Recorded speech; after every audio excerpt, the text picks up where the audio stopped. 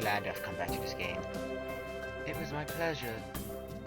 Oh, come to think of it, shall I show you where the library is?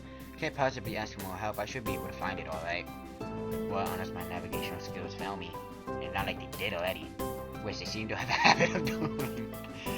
It's alright, I was going to be talking to the librarian there in any case. I could introduce you. This gets better and better. It's pretty hard to deny her offer. If you're sure, then that'd be great. Thanks. As she stands at the front of me, she takes hold of a straight retractable cane that had been slipped in the handle of her bag on the floor. Compared to the cane the boy in my class had, Lily looks much thinner and longer. His must be for support, whereas Lilly's is for navigation. Together we lead the peaceful woman into the empty hallways on their way to the library. Side by side, my pace carefully slowed to match hers. We slowly walk through the hallway. Doesn't take long for us to arrive at the door to the warm-looking room, apparently situated in the center of the floor rather than either wing. Ladies first. She gives an appreciative smile at this gesture, taking the lead as we file in. To the left is the wooden library counter, with the library proper being on the right. It easily dwarfs my old school's library to the smell of old books, giving the place an almost old wood air. Dude, the library in my school has literally 2 floors. When I first started, I'm like, oh my god, that's awesome. There don't seem to be a lot of students here concerning the time. It isn't a big surprise. Everyone's probably either in the school grounds or the dorms. Yuko, are you here? She says it to thin air, since the librarian doesn't seem to be present, and of course that he can't see this. What unexpected is that he draws a reaction. Something from under the counter does against it, followed by a quiet well. Ah. The origin, apparently the librarian, calls out and bounces up to extremely reaches attention. Hi Lily, how can I help you? Her voice is strained and failing. In a failing attempt to sound casual, and she's rubbing the back of her head. Good afternoon. What happened just now? I heard a strange sound. It's nothing. I just hit my head. See, I dropped an eraser under my desk, and while I was looking for it, a pencil dropped, and when I was looking for both, you came and surprised me. Are you alright? I'm sorry. I couldn't know. It's okay. Sorry for making you worry. This is nothing. I've had worse happen to me. She's quick to reverse Lily's apologies, almost frantically trying to push aside the possibility that she could be in any way inconvenienced by bashing her head on the counter. Yes, worst things have happened. The girl fidgets with her finger as Lily doesn't seem to drop her concerned expression, and then she shuffles some papers around the counter for no reason. Later shorter than Lily, replete with glasses, freckles, and a very troubled look. She seems to fit our library perfectly. Ah, Lily, did you get my message? Message?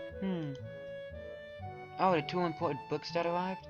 Right, they finally came. Can't believe it took so long, but...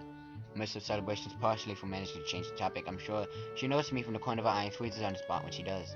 Oh no, I'm sorry for not noticing you before. Did you need to check out a book or return one? I'm sorry. The way she can quickly shift between moods is a little unsettling. He's with me, Yuko. This is Hisao, a new student. Hisao, this is Yuko, the school librarian. Pleased to meet you. Hisao, right. Hisao, pleased to meet you, too. Hisao. For a second, she visibly attempts to engrave the name on her mind so she won't forget. Sorry, there's this conversation going on my iPod and it's hilarious. Yuko often arranges to import foreign books in Braille for me. Would you like to tell Hisao a little something about the library? Lily's innocent suggestions is met with an expression of abject terror. Please, Lily, I can't. I don't know what he could be interested in. Just too much responsibility. How is any responsibility at all? I don't get it. But her objection is so sincere, I don't doubt for a second. Then she would rather disembowel herself on the spot than tell me what light novels are. Me too. No, I like any novels. If it's interesting, I'll read it. But so there are a lot of books and books. Facepalm. I attempt to save the day by asking the first thing that pops in my head. Seems to work at least partially, as Yuko seems to not exactly relax, but at least look slightly less tense. But I think about a third or fourth of Yamaku's libraries as in Braille audio. Makes sense given all the blind students that be here. If it's only that, how come this library is so big in the first place? Well, we get a lot of new books regularly because the library is adequately endowed. That's probably why. I spend more on new books than on my salary, and then I have to organize and shelve all of them. So troublesome and they weigh so much. I wish I could quit this job. Very awkward silence follows. this revelation of too much information. I'll go check the aisles in, if you don't mind. Probably best for all of us if she doesn't keep talking to me. Very well. Meanwhile, Yuko and I would have those books if it's alright with you. Oh, we're getting close to one of the best parts.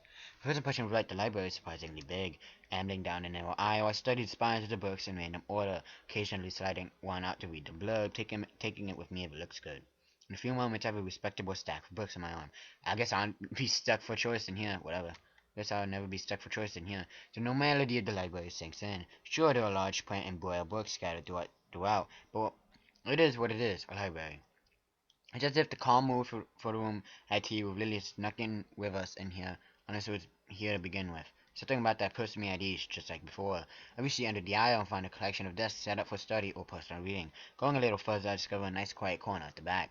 While the rest of the library has art students sitting at a desk either reading or stealthily sleeping, the back is pretty much deserted. As I glance around, I see someone who I recognize sitting on one of the several beanbags. Senpai. No, I'm just kidding. It's the dark-haired girl from my class, the one who snuck out of the classroom earlier. She's reading a book, keeping it close to her face, which makes her look like she's really into it. The way she was acting today, I had her pegged as more of a delinquent than a bookworm. In fact, mysterious appearance from the class was all sorts of wise in my head. Intrigued slowly but surely towards the service before I know it, I'm walking towards the mysterious long-haired girl. Guess there's no harm in introducing myself as I would with anyone else. She's a classmate after all. Walking over to another beanbag, I take a seat and leave my book beside it. The girl starts looking scarily up at me from underneath her fingers. Fringe. This is the first time I've seen her disclose underneath her long dense bangs. I can see that part of her face. At least a third, if not a half. It's pretty badly scarred. My eyes are immediately drawn to scars, subconsciously peeking past her hair until they meet her own eyes. For a second, I am shocked, and I divert my eyes to the book in her hands. Before I realize that looking away probably only makes it worse. It takes too many seconds to collect myself and remember what I walked up to her for. Apologize. Okay. Sorry, I didn't mean to startle you. It's okay. The girl sign doesn't look like it's okay, but I let it slide. So, you mind if I sit here? She seems to be very uncertain whether it's okay or not for me to sit, but finally she nods just a little. Okay. I take the seat next to her and she hides herself behind a book. Life of Pi. Never heard of it. How could you never heard of it? I read part of the book and I watched the movie. It's pretty good. So, sorry again for starting you. I'm Hisao. She looks up from the book, stalling a little before replying. I know. We are in the same class. Speech is stilled until quiet is barely audible even in the still library. So I think that my delinquent impression of her was wrong. Hanako.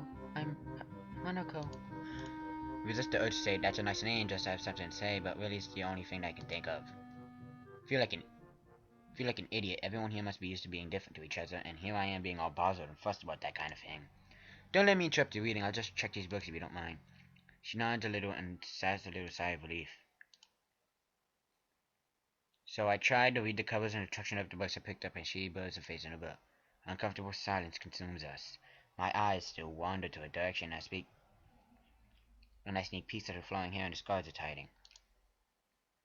After a while, I realize that she's doing the same and only pretending to be immersed in life of Pi. Gaze is not inquisitive, although it darts around like a scared rabbit. When our gazes finally meet, the chain reaction is unstoppable. Uh-oh. She stands up forcefully from the bead bag and takes a deep breath. I gotta go do something. That's still funny. I'm sorry, that line is always funny. It's just never gonna stop being funny. Without warning, Hanako takes off and runs towards the counter. Her hair like takeoff catches me so off guard I don't manage to go after her until she has a good head start. By the time I reach the counter, she is nowhere to be seen. Lily and Yuko are happily chatting away. Knowing that I won't be able to catch Hanako myself, I approach the girls. Hey, did you notice a girl run past here? Maybe. What does she look like? Pretty good. Pretty good.